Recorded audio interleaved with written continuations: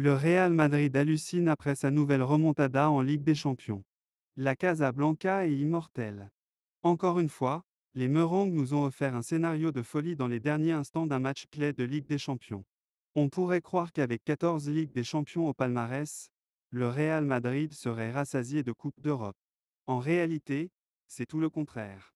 Le 1er juin prochain, à Wembley, le club détenant le plus grand nombre de C1 de l'histoire du football tentera d'accroître un peu plus son avance sur ses concurrents face au Borussia Dortmund. Car, contrairement au PSG hier, les Madrilènes sont les rois des revirements de situation incroyables. Récemment, on se souvient des comebacks XXL au Bernabéu face à Chelsea et Manchester City en 2022. Eh bien, une fois encore, l'antre merengue a été le théâtre d'une remontada de folie. Une remontada dont la star est Josu, un attaquant de 34 ans arrivé l'été dernier pour jouer les doublures venu planter un doublé dans les arrêts de jeu pour donner la victoire aux siens, 2-1. Encore une folie que seul le Real Madrid semble pouvoir se permettre en Ligue des Champions. Mais quelle est cette recette du miracle? Les joueurs eux-mêmes peinent parfois à l'expliquer. Mais un élément revient souvent, un collectif paraît à toute épreuve. Encore une fois, je ne sais pas comment l'expliquer, on a tout donné. On est satisfait de la victoire. C'est le mental, on est très soudés, on essaye de jouer ensemble, de se donner à fond. J'entends beaucoup dire que c'est de la chance, mais quand ça arrive autant, ce n'est pas de la chance. On va en finale, on va tout faire pour gagner le match. La force du club, les supporters étaient là, quand on perdait, ils nous poussaient encore, a confié Ferland Mendy au micro de Canal+, suivi par l'un des héros du match, Vinicius Junior, au micro de Movistar+. Cette équipe est le fait d'avoir pu jouer tant de fois sur ce terrain et de le faire à nouveau. C'est le Real Madrid, nous croyons toujours en nous-mêmes et cela s'est produit une fois de plus. Nous visons la 15e Ligue des Champions. Quand nous jouons à domicile, nous sentons l'unité de notre équipe et c'est ce qui fera toujours la différence. Si je dois redescendre pour défendre, je le fais sans problème. Nous allons aller à Londres pour atteindre une autre finale. J'ai la chance de pouvoir jouer sous ce maillot. C'est un rêve de pouvoir jouer au Real Madrid. J'ai quitté So Gonçalo. Normalement les gens ne partent pas de là, mais je suis parti et je suis en train d'écrire une grande histoire avec cette équipe et avec ces supporters qui m'aiment tellement et pour qui je suis tout. Enfin, même l'homme qui s'apprête à vivre sa 6e finale de C1 en tant que coach, Carlo Ancelotti, a du mal à croire à ce nouveau coup de théâtre. Cela s'est reproduit. Ce qui s'est produit à maintes reprises, et qui est inexplicable, s'est reproduit. Un public qui pousse et des joueurs qui y croient. Nous avons bien joué, je pense que c'était un match difficile, mais nous avons bien contrôlé le match, nous n'avons pas perdu la tête quand ils ont marqué et nous avons récupéré le match. Je remercie les supporters, le club et surtout les joueurs, qui ont réalisé une saison à laquelle personne ne s'attendait, y compris moi. Je ne m'attendais pas à ce que cette équipe soit capable de faire ce qu'elle a fait. Atteindre la finale. Nous allons vivre un grand moment avec les supporters ces jours-ci, nous fêtons le championnat, a-t-il confié en conférence de presse. Real Madrid, Bayern Munich, les notes du match. Après la qualification du Borussia Dortmund pour la finale, il manquait l'identité du deuxième finaliste.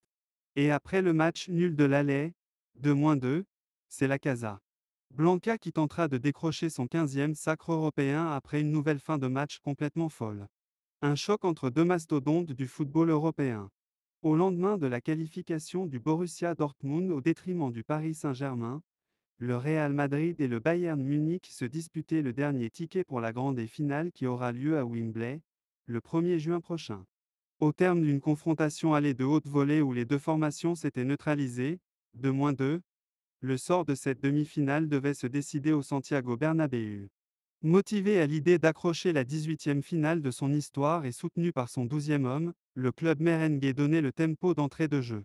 Néanmoins, la défense munichoise, bien en place et réactive, donnait du fil à retordre à l'armada offensive madrilène portée par un Vinicius Junior très actif au avant-poste, mais trop court pour reprendre un centre fort de Carvajal, cet véritable dynamiteur d'une formation madrilène très entreprenante, le Brésilien manquait, par la suite, de réussite en touchant le poteau d'un tir croisé avant que Rodrigo, au rebond, ne bute dans la foulée sur Neuer, 14.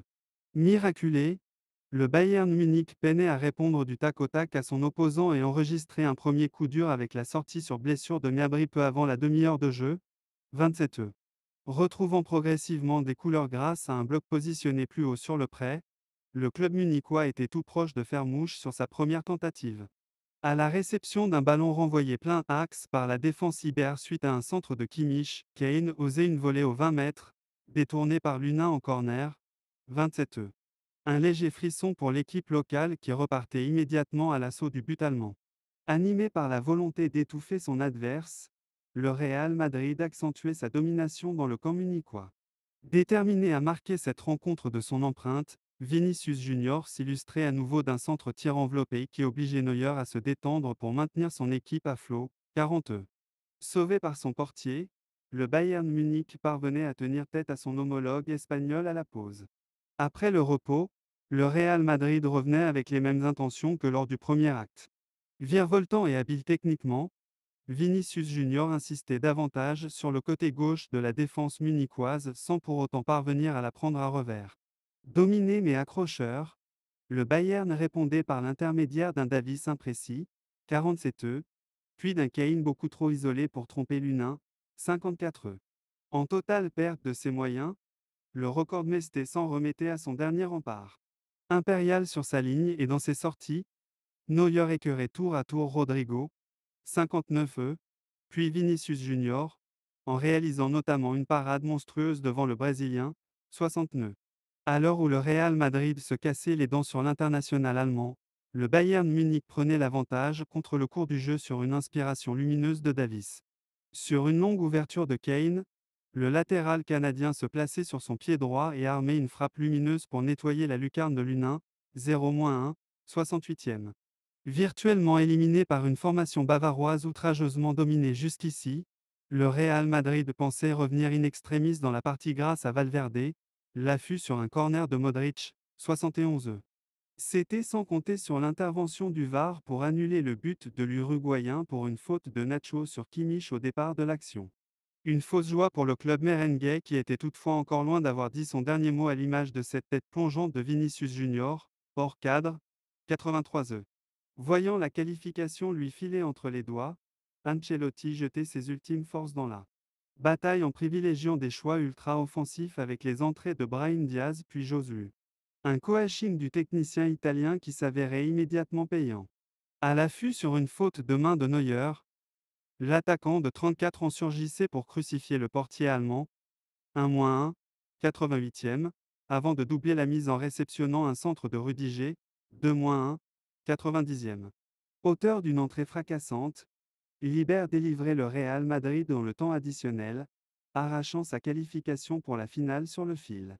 Homme du match, Vinicius Junior, 8. Il a été l'élément accélérateur de son équipe. Sur son côté gauche, il a sans cesse tenté de provoquer. Mais de Ligt veillait au grain. Ce qui ne l'a pas empêché de trouver le poteau de Neuer, 12 et d'obliger le portier adverse à sortir le grand jeu sur un centre-tir, 40 Intenable en deuxième période, il a été un véritable cauchemar pour Kimmich.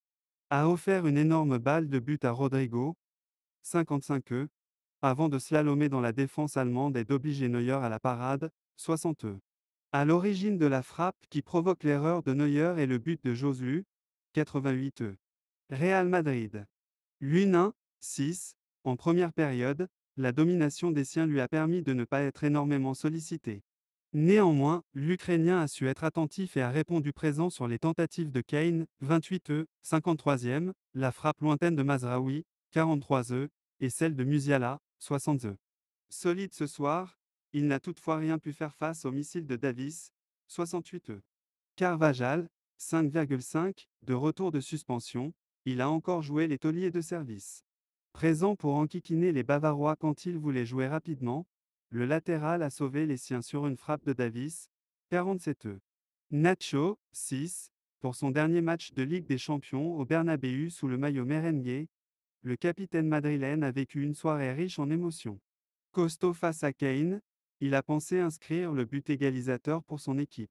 Mais la VAR l'en a justement privé pour une faute sur Kimmich, 71 Rudiger, 5,5, face au feu follet Musiala repositionné dans l'axe, L'expérimenté Allemand vivait une soirée plutôt tranquille. Mais ça, c'était avant de commettre une erreur de marquage fatale face à Davis qui a permis aux Canadiens d'ouvrir le score, 68-E. Il se rattrape par la suite en signant la passe décisive de la qualification pour Josu, 90-E. Mendy, 6, à l'heure du money time avant la liste pour l'Euro, le Français jouait gros. Opposé à Sané, il a plus que répondu présent en éteignant son adversaire allemand. Très solide, il a quasiment été infranchissable. Valverde, 5,5, énorme dans son pressing pour gêner les relances bavaroises, l'Uruguayen n'a une nouvelle fois pas été avare en effort. Primordial pour étouffer les Munichois. Remplacé par Josu, 80 nœuds, héros de la fin de match avec un doublé. Kroos, 5,5, le métronome merengue a été omniprésent. Encore très juste dans la distribution du jeu et précieux sur coup de pied arrêté, il ne cesse de démontrer qu'il est inusable à 34 ans.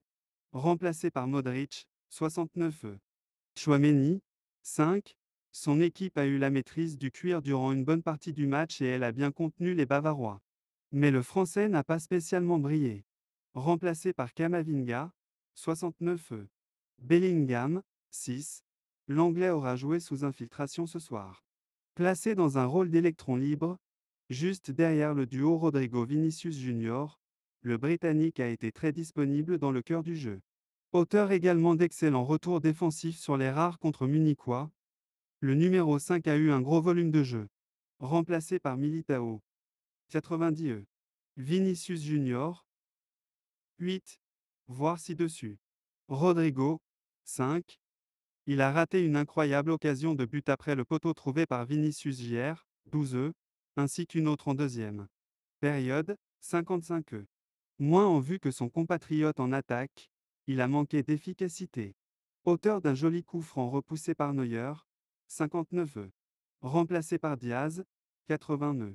Le Bayern Munich hurle au scandale contre l'arbitrage.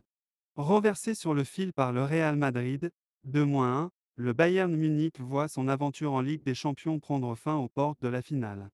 Outre ce scénario frustrant, une décision litigieuse de l'arbitre, Simon Marcignac, reste en travers la gorge des Munichois. Le Bayern Munich tombe de haut. Tenu en échec à l'aller à l'Allianz Arena par le Real Madrid, 2-2, le club bavarois avait encore une belle carte à jouer à l'occasion de la demi-finale retour de Ligue des Champions.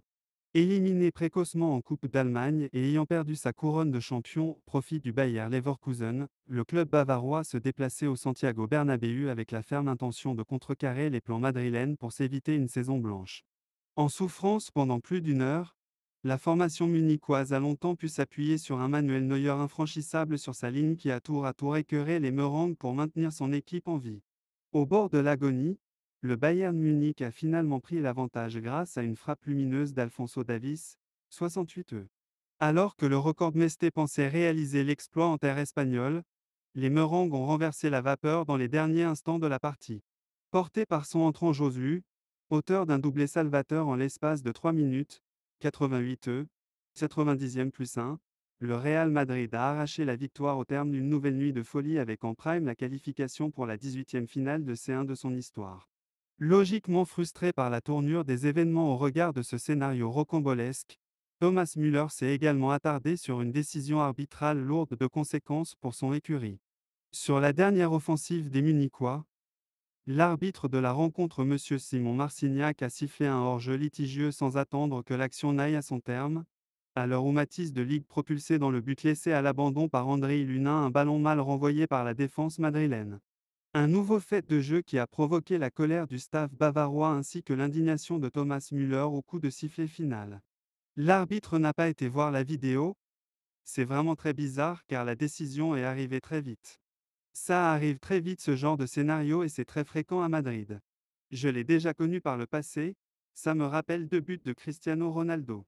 Mais c'était avant la VAR, a déploré le milieu de terrain allemand.